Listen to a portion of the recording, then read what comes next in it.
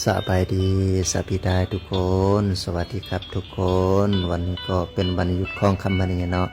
คำมณีก็ได้ตื่นนอนประมาณเที่ยงตอนเที่ยงหรือว่าเป็นบ่ายหนึ่งนั่นเอง เพราะว่า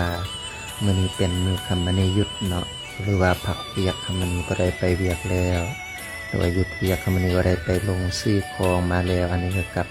ขึ้นมาหดหองซึ่งห้องคำมณีอยู่ก็เป็นสันหาเนาะทุกคนเป็นสันหากว่าจะหดสันหาโอ้ยเมื่อยต่ำวาดได้เพราะว่าของที่คำมณีไปซื้อก็จะเป็นแฟบกำนันยาปะพนมแล้วก็ซื้อน้ำส้มให้ตัวเองกินเนาะโอ้ยสดชื่นขนาดเย็นขนาดนี้แล้วก็คำมณีก็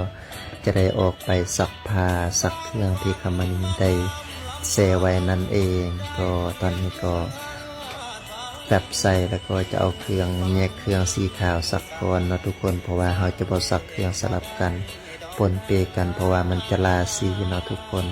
ตอนนี้ก็ซักไก่เสร็จแล้วก็เอาน้ำหอมมาใส่แล้วก็จะแช่ไว้ประมาณ5นาทีหรือว่า10นาทีก็จะได้ออกมาตากแล้วหาที่ตากเครื่องก็จะประมาณนี้เนาะทุกคนจะบ่ได้ถึกแดดถึกหยังแต่ว่าเครื่องมันก็แห้งดีอยู่เด้มันก็มีลมพัดเข้ามาตลอดวันหยุดทำมันนี่ก็บ่ได้มีหยังหลายนะก็มีแต่ทำความสะอาดห้องซักเครื่องแล้วก็อาบน้ำอาบในกินข้าวปกติครับมันจะกินข้าวแต่คาบเดียวหรือว่า2คาบกับตอนแรงเด้อทุกคนเพื่อเป็นการประหยัดกันบ่ประหยัดคือว่าเราก็จะบ่มีเงินเก็บนะเราต้องได้ประหยัดอีกที